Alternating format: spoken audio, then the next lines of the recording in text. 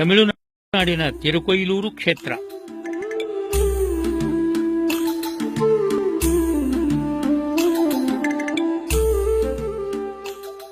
ಇಲ್ಲಿ ಕಳೆದ ಶತಮಾನದ ಉತ್ತರಾರ್ಧದಲ್ಲಿ 5 ದಶಕಗಳ ಕಾಲ ವೇದಾಂತ ಸಾಮ್ರಾಜ್ಯದಲ್ಲಿ ಮರೆಯಲಾಗದ ಇತಿಹಾಸವನ್ನು ಸೃಷ್ಟಿಸಿದ ಮಹಾನುಭಾವರಾದ ಶ್ರೀ ಸತ್ಯಪ್ರಮೋದ ತೀರ್ಥ ಶ್ರೀಪಾದಂಗಳವರು ನೆಲೆಸಿದ್ದಾರೆ.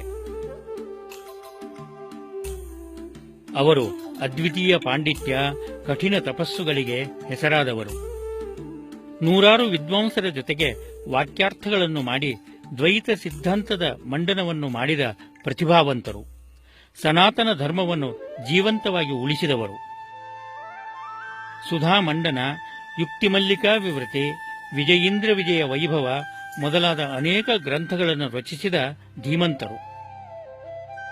ಸಾವಿರಾರು ಜನರಿಗೆ ವೈಷ್ಣವ ದೀಕ್ಷೆಯನ್ನು ಕೊಟ್ಟು ವಿಷ್ಣು ಭಕ್ತರನ್ನಾಗಿ ಮಾಡಿದ ವೈಷ್ಣವ ಧುರೀಣರು. ನಿರಂತರ ಸಂಚಾರದಲ್ಲಿ ಜನಸಾಮಾನ್ಯರಲ್ಲಿ ಮಧ್ವ ಸಿದ್ಧಾಂತದ ಬಗ್ಗೆ ಶ್ರದ್ಧೆಯನ್ನು ಹುಟ್ಟಿಸಿ ಶ್ರೀಮಠದ ಬಗ್ಗೆ ಗೌರವ ಆದರಗಳನ್ನು ಸೃಷ್ಟಿಸಿ ಅಂಗಾರ ಅಕ್ಷತೆಗಳನ್ನು ರಕ್ಷಣೆ ಮಾಡಿದರು. ಎಲ್ಲಿ ಮಾಧ್ವನೋ ಅಲ್ಲಿ ಉತ್ತರಾದಿ ಮಠ, ಶ್ರೀ ಸತ್ಯಪ್ರಮೋದ ತೀರ್ಥರು ಎಂಬ ಘೋಷಣೆ ಅಖಂಡ 50 ವರ್ಷಗಳವರೆಗೆ ದುಮಿಸುವಂತೆ ನಿರಂತರ ಸಂಚಾರ ಮಾಡುತ್ತಾ ವಿಷ್ಣೋಃ ಸರ್ವೋತ್ತಮತ್ವಂಚ ಸರ್ವದಾ ಪ್ರತಿಪಾದಯ ಎಂಬ ಶ್ರೀಮದಾಚಾರ್ಯರ ವಚನವನ್ನು ಜೀವನದುದ್ದಕ್ಕೂ ಅಕ್ಷರಶಃ ಪಾಲಿಸಿದವರು. ಎಲ್ಲ ಮಾಧ್ವ ಮಠಗಳ ಯತಿಗಳೊಂದಿಗೆ ಸೌಹಾರ್ದವನ್ನು ನಿರ್ಮಿಸಿದರು.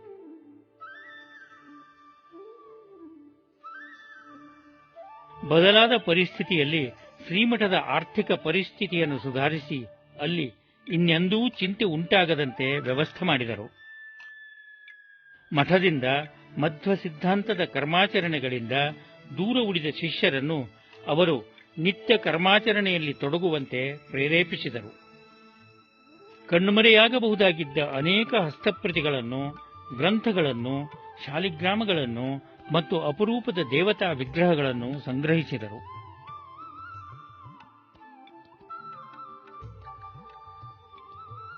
ಅವುಗಳನ್ನು ವ್ಯವಸ್ಥಿತವಾಗಿ ಒಂದೆಡೆ ಇಡುವಂತೆ ಹೊಸಪೇಟೆ, ಬೆಂಗಳೂರುಗಳಲ್ಲಿ ವಿಶಾಲವಾದ ಮಠಗಳನ್ನು ಕಟ್ಟಿಸಿದರು. ಇಲ್ಲಿ ಒಂದು ಅಂದಾಜಿನಂತೆ 500 ತಾಳೆಗರಿ ಗ್ರಂಥಗಳು, 5,000 ಹಸ್ತಪ್ರತಿಗಳು ಮತ್ತು 20,000 ಮುದ್ರಿತ ತ್ರಿಮತಕ್ಕೂ ಸಂಬಂಧಪಟ್ಟ ಪುಸ್ತಕಗಳಿವೆ. ಜೊತೆಗೆ ಹಿಂದಿನ ಅನೇಕ ಯತಿಗಳ ಪಾದುಕೆಗಳನ್ನು ಸಂಗ್ರಹಿಸಿ ಇಟ್ಟರು. ಸಂಗ್ರಹಿಸಿದ ಹಸ್ತಪ್ರತಿಗಳನ್ನು ತಾವು ಅಧ್ಯಯನ ಮಾಡುವುದಲ್ಲದೆ ಇತರ ಪಂಡಿತರೂ ಅಭ್ಯಾಸ ಮಾಡುವಂತೆ ಪ್ರಚೋದನೆ ನೀಡಿದರು. ಪರಿಶೋಧಿಸಿ ಮೊದಲ ಬಾರಿಗೆ ಪ್ರಕಟಿಸಿದರು. ಅವುಗಳಲ್ಲಿ 6 ಟಿಪ್ಪಣಿಗಳ ಸಹಿತ ಶ್ರೀಮನ್ಯಾಯಸುಧಾ ಬೃಹತ್ ಗ್ರಂಥವನ್ನು ಪ್ರಕಟಿಸಿ ದೊಡ್ಡ ಸಾಹಸವನ್ನು ಮಾಡಿದರು. ಅದು ಆವರೆಗೆ ಯಾರೂ ಮಾಡದ ಕಾರ್ಯವಾಗಿತ್ತು. ಬೆಂಗಳೂರಲ್ಲಿ ಈ ಹಿಂದೆ ಶ್ರೀ ಸತ್ಯಜ್ಞಾನ ತೀರ್ಥರು ನಿರ್ಮಿಸಿದ ಮಠದಲ್ಲಿ ಶ್ರೀ ಜಯತೀರ್ಥರ, ಶ್ರೀ ರಘುತ್ತಮ ತೀರ್ಥರ ಹಾಗೂ ಶ್ರೀ ಸತ್ಯಜ್ಞಾನ ತೀರ್ಥರ ಮೃತ್ತಿಕಾ ವೃಂದಾವನಗಳನ್ನು ಪ್ರತಿಷ್ಠಾಪಿಸಿದರು. 1989ರಲ್ಲಿ ಬೆಂಗಳೂರಲ್ಲಿ ಪ್ರತಿಷ್ಠಾಪಿಸಿದ ಶ್ರೀ ಜಯತೀರ್ಥ ವಿದ್ಯಾಪೀಠವು ಇಂದು ವಿಶಾಲವಾಗಿ ಬೆಳೆದಿದೆ. ಮಾಧ್ವ ಸಮಾಜದ ಆರ್ಥಿಕ ಸಾಮಾಜಿಕ ಅಭಿವೃದ್ಧಿಗಾಗಿ ಶ್ರೀ ಜಯಸತ್ಯಪ್ರಮೋದ ನಿಧಿ ನ್ಯಾಸವನ್ನು ಸ್ಥಾಪಿಸಿ ಅದರ ಮೂಲಕ ಉನ್ನತ ಶಿಕ್ಷಣಕ್ಕೆ ಅನುಕೂಲವಾಗುವಂತೆ ವಿದ್ಯಾರ್ಥಿ ವೇತನಗಳನ್ನು ಪ್ರತಿ ವರ್ಷ ಕೊಡುವಂತೆ ವ್ಯವಸ್ಥೆ ಮಾಡಿದ್ದು ಇಂದಿಗೂ ನಡೆದುಕೊಂಡು ಬಂದಿದೆ. ಶ್ರೀ ಮಧ್ವ ಸಿದ್ಧಾಂತವು ಜನಸಾಮಾನ್ಯರಿಗೂ ದೊರೆಯಬೇಕೆಂದು 1953ರಲ್ಲಿ ಶ್ರೀಸುಧಾ ತಿಂಗಳು ಪತ್ರಿಕೆಯನ್ನು ಪ್ರಕಟಿಸಲು ಪ್ರಾರಂಭಿಸಿದರು. ಅದು ಇಂದಿಗೂ ಪ್ರಕಟವಾಗುತ್ತಿದ್ದು ಮಾಧ್ವರ ಅತ್ಯಧಿಕ ಪ್ರಸಾರದ ಜನಪ್ರಿಯ ಪತ್ರಿಕೆಯಾಗಿದೆ. ಸುವರ್ಣ, ರಜತ ಹಾಗೂ ಕಟ್ಟಡಗಳ ರೂಪದಲ್ಲಿ ಚರಾಚರ ಆಸ್ತಿಗಳನ್ನು ಭದ್ರಗೊಳಿಸಿದರು. ಸಾವಿರಾರು ವಿದ್ವಾಂಸರಿಗೆ ಸುವರ್ಣದಾನ, ರಜತದಾನ, ಭೂದಾನ, ಗೃಹದಾನ, ದ್ರವ್ಯದಾನಗಳನ್ನು ಮಾಡಿ ಪ್ರಸಿದ್ಧಿಯನ್ನು ಬಯಸಲಿಲ್ಲ. ವ್ರತ, ನಿಯಮ, ಉಪವಾಸಗಳಿಂದ ದೇಹವನ್ನು ದಂಡಿಸಿದರು. 50 ವರ್ಷಗಳಲ್ಲಿ ಒಂದು ದಿನವೂ ತಪ್ಪದೆ ಮೂಲ ರಾಮದೇವರ ಪೂಜೆಯನ್ನು ಮಾಡಿದರು. ನಿರಂತರ ಸುಧಾಪಾಠವನ್ನು ಹೇಳಿದರು. ತಮ್ಮ 50 ವರ್ಷಗಳ ಪೀಠಾಧಿಪತ್ಯದಲ್ಲಿ 30ಕ್ಕೂ ಅಧಿಕ ಸಲ ಶ್ರೀ ಸುಧಾಮಂಗಳ ಮಹೋತ್ಸವವನ್ನು ಮಾಡಿದ್ದಾರೆ. ಕೂಡಲಿ ಆರ್ಯ ಅಕ್ಷೋಭ್ಯ ತೀರ್ಥ ಮಠದ ಶ್ರೀ ರಾಮಧ್ಯಾನ ತೀರ್ಥರು, ಶ್ರೀ ರಘುಪ್ರಮತಿ ತೀರ್ಥರು ಮತ್ತು ಶ್ರೀ ರಘುಪ್ರಿಯ ತೀರ್ಥರು, ಉಡುಪಿಯ ಅಷ್ಟಮಠಗಳಲ್ಲಿ ಕಾಣಿಯೂರು ಮಠದ ಶ್ರೀ ವಿದ್ಯಾವಾರಿಧಿ ಸ್ವಾಮಿಗಳು ಹಾಗೂ ಶ್ರೀ ವಿದ್ಯಾವಲ್ಲಭ ತೀರ್ಥರು ಮತ್ತು ಮೈಸೂರಿನ ದೇವೇಂದ್ರ ತೀರ್ಥರು ಅವರಲ್ಲಿ ಪಾಠ ಹೇಳಿಸಿಕೊಂಡಿದ್ದಾರೆ. ಶಿರೂರು ಮಠದ ಶ್ರೀ ಲಕ್ಷ್ಮೀವರ ತೀರ್ಥರು, ಸೋಂದಾ ಮಠದ ಶ್ರೀ ವಿಶ್ವೋತ್ತಮ ತೀರ್ಥರು, ಗೋಕರ್ಣ ಪರ್ತಗಾಳಿ ಮಠದ ಶ್ರೀ ವಿದ್ಯಾಧಿರಾಜ ತೀರ್ಥರು ಅವರ ಪಾಠ ಪ್ರವಚನಗಳನ್ನು ಕೇಳಿದ್ದಾರೆ. ತಮ್ಮ 80ರ ಹರೆಯದಲ್ಲಿ 23ರ ಹರೆಯದ ಬ್ರಹ್ಮಚಾರಿ ಶ್ರೀ ಸತ್ಯಾತ್ಮ ತೀರ್ಥರಿಗೆ ಸಂಸ್ಥಾನವನ್ನು ಒಪ್ಪಿಸಿ ಈಶ್ವರನಾಮ ಸಂವತ್ಸರ ಕಾರ್ತೀಕ ಶುದ್ಧ ತೃತೀಯ ದಿನಾಂಕ 3/11/1997 ತಮಿಳುನಾಡಿನ ತಿರುಕೊಯ್ಲೂರಿನಲ್ಲಿ ಜೀವನದುದ್ದಕ್ಕೂ ಆರಾಧಿಸಿದ ತಮ್ಮ ಪರಮ ಗುರುಗಳಾದ ಶ್ರೀ ರಘುತ್ತಮ ತೀರ್ಥರ ಹತ್ತಿರ ಚಿಕ್ಕ ಮಗುವಿನಂತೆ ಬಟ್ಟ ಬಯಲಲ್ಲಿ ವೃಂದಾವನಸ್ಥರಾದರು. ಸತ್ಯಾಭಿಜ್ಞಕರಾಬ್ಜೋತ್ಥಾನ್ ಪಂಚಾಶದ್ವರ್ಷಪೂಜಕಾನ್ ಸತ್ಯಪ್ರಮೋದತೀರ್ಥಾರ್ಯಾನ್ ನೌವಿನ್ಯಾಯ ಸುಧಾರತಾನ್.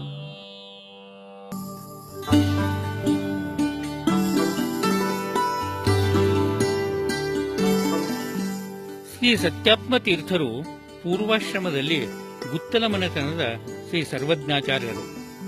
ಪಂಡಿತ ಗುತ್ತಲ ರಂಗಾಚಾರ್ಯ ಮತ್ತು ಸೌಭಾಗ್ಯವತಿ ರುಕ್ಮಿಣಿಬಾಯಿ ಅವರ ಜ್ಯೇಷ್ಠ ಪುತ್ರರಾಗಿ 1973ರಲ್ಲಿ ಅವತರಿಸಿದರು.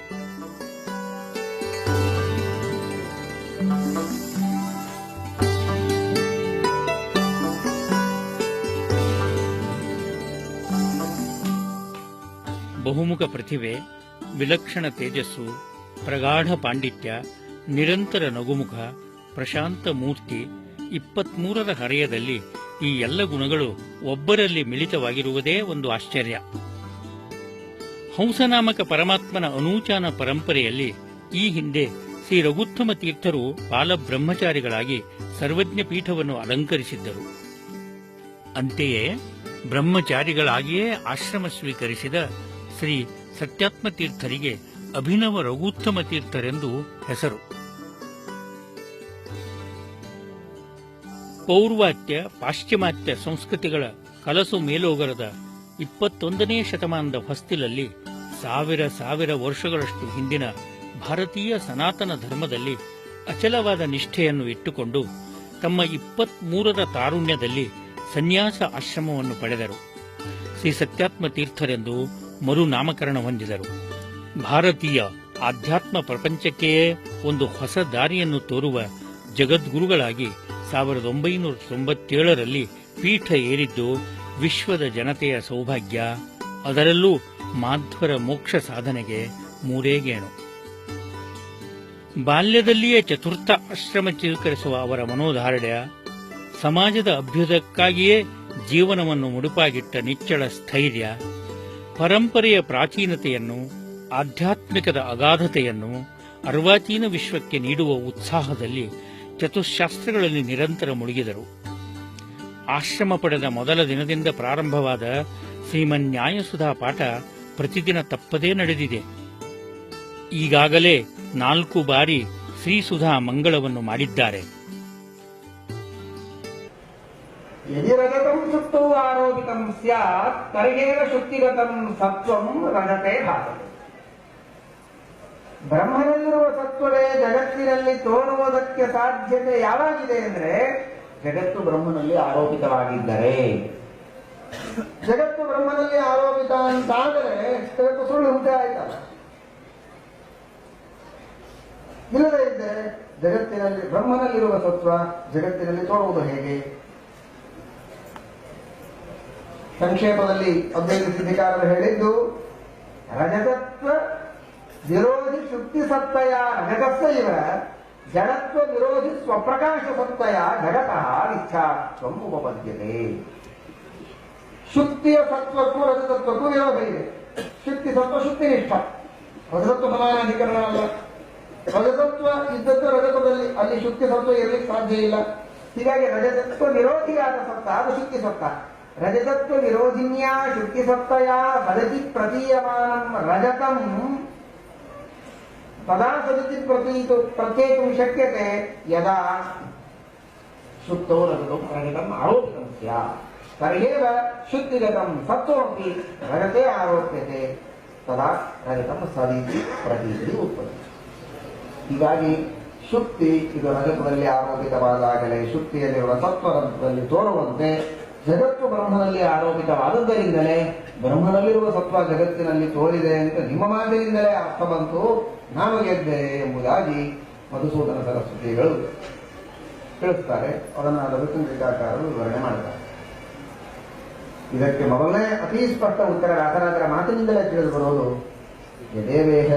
ಯದೇವ ಆತ್ಮನಿ ಸತ್ವಂ ತದೇವ ಮಮ ಅಂತ ನಾವೊಂದೊಂದರ ಅಭಿಪ್ರಾಯ ನಾವೇ ಸ್ಪಷ್ಟ ಮಾಡಿದ್ದೇವಲ್ಲಪ್ಪ, ಮತ್ತು ಬೇರೆ ಯಾಕೆ ವ್ಯಾಖ್ಯಾನ ಬೇಕಾದ್ರೆ ಯಾದೃಶಂ ಬ್ರಹ್ಮ ಸತ್ವಂ ತಾದೃಶಂ ಸ್ಯಾತ್ ಜಗತ್ತಲ್ಲಿ ಬ್ರಹ್ಮನಲ್ಲಿರುವ ಸತ್ವವೇ ಜಗತ್ತಿನಲ್ಲಿದೆ ಅಂತ ಹೇಳಿದ್ದು ಅದು ಮಧ್ಯದಲ್ಲಿ ನನ್ನ ಉಪಾಸನೆಗೆ ಯದಧೀನ ಎಷ್ಟು ಸತ್ತ ತದಿತ್ತೇವ ಭಣ್ಯತೆ ಎಂಬುದಾಗಿ ಹೇಳಿದಂತೆ ಆ ವಿಧವಾದ ಒಂದು ಭಾವನೆಯನ್ನು ಮನಸ್ಸಿನೊಳಗೆ ಎರಡು ಸಾದೃಶ್ಯ ಮೂಲಕವಾಗಿ ಗೌಡಿ ಪ್ರಯೋಗ ನಿನ್ನ ದೃಷ್ಟಿಯಲ್ಲಿ, ನನ್ನ ಅನುಸಂಧಾನಕ್ಕೆ ಇದು ಮುಖ್ಯ ಪ್ರಯೋಗ. ಭಗವತ್ ಸತ್ವದ ಅಧೀನವಾಗಿದೆ ಜಗತ್ಸತ್ವ, ಭಗವತ್ ಸತ್ವದ ಅಧೀನವಾಗಿದೆ ಜಗತ್ಸತ್ವ ಅನ್ನುವುದನ್ನು ಸ್ಮರಿಸಿ ನಿನ್ನಂತವರ ಜೊತೆಗೆ ವಾಕ್ಯಾರ್ಥ ಮಾಡುವಾಗಲೂ ಮಧ್ಯದಲ್ಲಿ ಭಗವಂತನ ಸ್ವಾತಂತ್ರ್ಯದ ಚಿಂತನೆ ಮಾಡಿ ಆನಂದಿಸೋಣ ಅನ್ನೋದಕ್ಕೆ ಯದೇ ಆತ್ಮನಿಸತ್ವ ಅದೇ ಅಂತ ನಾನಂದುದು. ಅದನ್ನು ನೀನು ಯಾಕೆ ಕೇಳಿಸಿಕೊಳ್ಳಿ? ಸಮಾಜದ ಕೊನೆಯ ವ್ಯಕ್ತಿಗೂ ಪ್ರಥಮ ದರ್ಶನದಲ್ಲಿಯೇ ಆಕರ್ಷಣೆ ಹುಟ್ಟಿಸುವಂಥ ಅವರ ನಕ್ಕು ನಗಿಸುವ ಮುಗ್ಧ ಭಾವ ಯಾರನ್ನೂ ಸೆರೆ ಹಿಡಿಯದೆ ಬಿಡುವುದಿಲ್ಲ.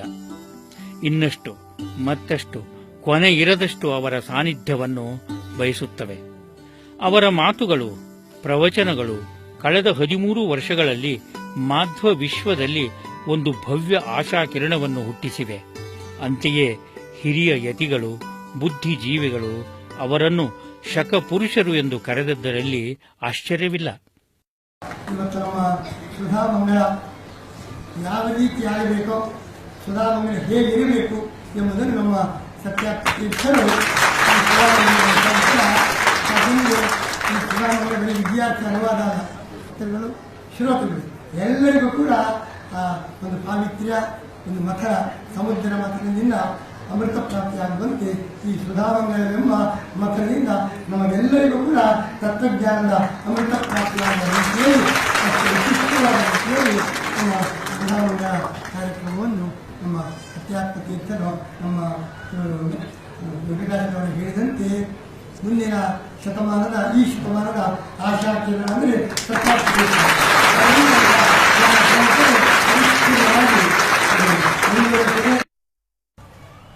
ಹೇಳ್ತಾರೆ 20ನೇ ಶತಮಾನ ಅಮೆರಿಕ ದೇಶದ ಶತಮಾನ, 21ನೇ ಶತಮಾನ ಇಂಡಿಯಾ ಅಂಡ್ ಚೈನಾಸ್ ಸೆಂಚುರಿ.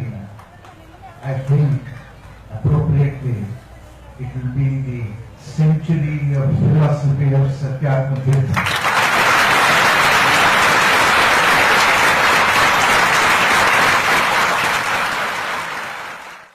ತೀರ ಇತ್ತೀಚೆಗೆ ಶ್ರೀಮನ್ಯಾಯಸುಧಾ ಗ್ರಂಥದ ಮಂಗಳ ಶ್ಲೋಕದಲ್ಲಿಯ ಒಂದು ಪದಕ್ಕೆ 135 ಅರ್ಥಗಳನ್ನು ಹೇಳಿದರು.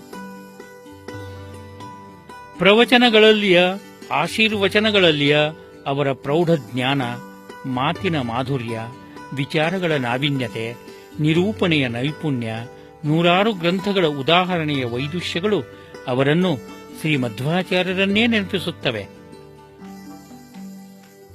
ಆಶ್ರಮ ಪಡೆಯುತ್ತಿದ್ದಂತೆಯೇ ಅವರು ಕಟ್ಟಿದ ಬಹುದೊಡ್ಡ ಕನಸು ವಿಶ್ವ ಮಧ್ವ ಮಹಾಪರಿಷತ್ತು. ಈಗ ಬಹುಪಾಲು ನನಸಾಗುವ ದಾರಿಯಲ್ಲಿದೆ.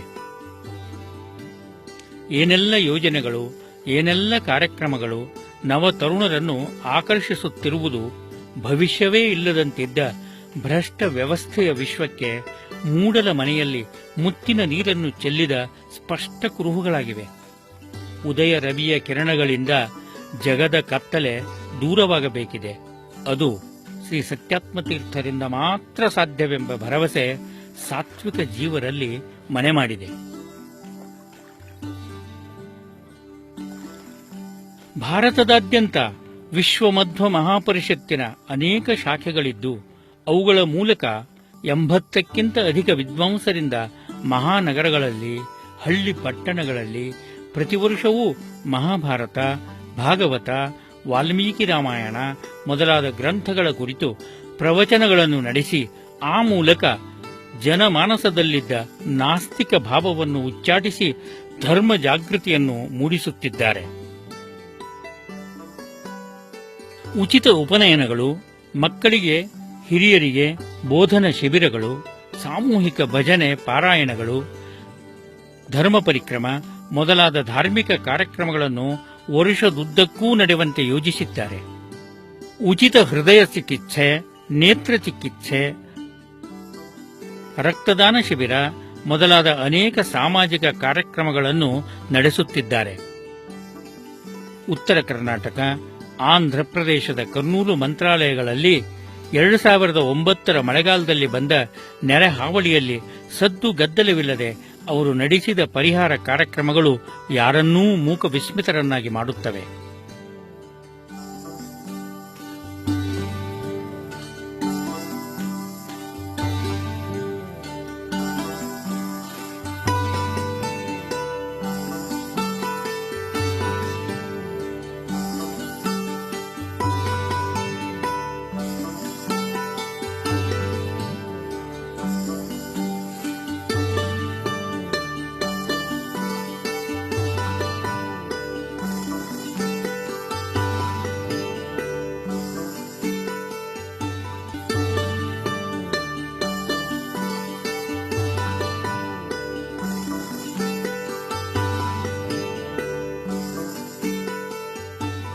ಅಲ್ಲಲ್ಲಿ ವಿಶಾಲವಾದ ಗೋಶಾಲೆಗಳನ್ನು ಕಟ್ಟಿ ಗೋ ಸಂರಕ್ಷಣೆಯನ್ನೂ ಮಾಡುತ್ತಿದ್ದಾರೆ.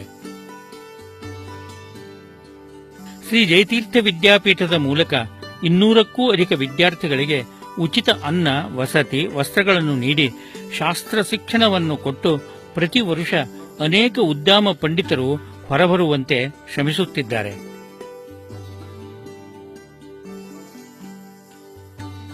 ಶ್ರೀಗಳವರ ಪಾಲನೆ ಪೋಷಣೆಯಲ್ಲಿ ಶ್ರೀಪಾದ ಪುತ್ರರಾದ ಪಂಡಿತ ಕುಸುನೂರು ರಾಮಾಚಾರ್ಯರು, ಶ್ರೀಪಾದ ಪುತ್ರರಾದ ಪಂಡಿತ ಗುತ್ತಲ ರಂಗಾಚಾರ್ಯರು, ಡಾ ಸತ್ಯಧ್ಯಾನಾಚಾರ ಕಟ್ಟಿ ಮತ್ತು ಪಂಡಿತ ವಿದ್ಯಾಧೀಶಾಚಾರ್ಯ ಗುತ್ತಲ ಅವರ ಸನ್ಮಾರ್ಗದರ್ಶನದಲ್ಲಿ ಶ್ರೀ ಜಯತೀರ್ಥ ವಿದ್ಯಾಪೀಠವು ತೀವ್ರ ಪ್ರಗತಿಯನ್ನು ಸಾಧಿಸಿದೆ.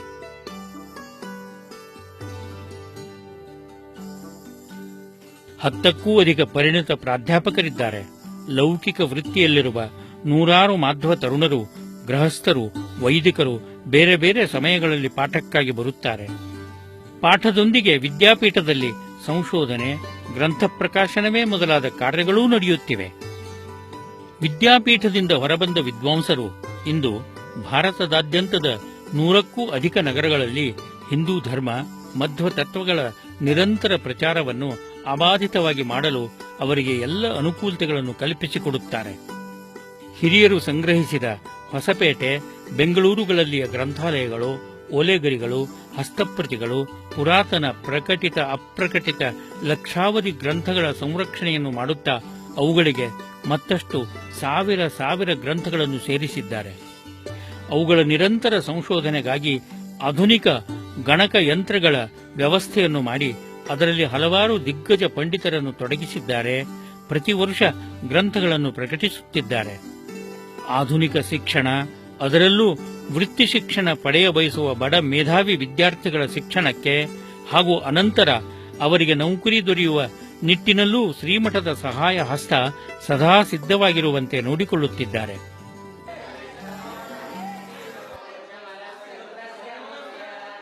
ಪೂಜೆಯೆಂದರೆ ಉತ್ತರಾದಿ ಮಠದ ಪೂಜೆ ಎಂಬುದು ಸಾರ್ವತ್ರಿಕವಾಗಿ ಒಪ್ಪಿಕೊಂಡ ಮಾತು.